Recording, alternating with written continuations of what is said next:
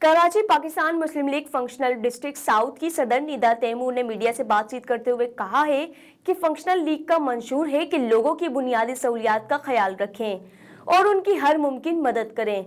हम पेड़ा पाकारा के बताए हुए रास्ते पे चलें और इस मुल्क को कौम की खिदमत करें। पीर साहिब इस मुल्क की वाहिद हस्ती हैं जिनकी जमात में लाखों की तादाद में एयरफोर्स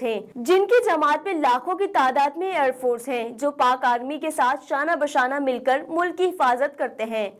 हमें फख्र है कि हम इस जमात के साथ वाबस्ता हैं जिनकी क़ियादत समेत किसी भी MPA या वर्कर पे किसी किस्म का कोई भी करप्शन का केस नहीं है। निदा तैमूर का मजीद कहना था कि हम ईद के बाद पूरे डिस्ट्रिक्ट में सिंध के जनरल सेक्रेटरी सरदार रहीम साहिब की क़ियादत में बहुत सी शमूलियतें करवाएंगे और बल्दियाती इलेक्शन की भरपूर तैयारी करेंगे।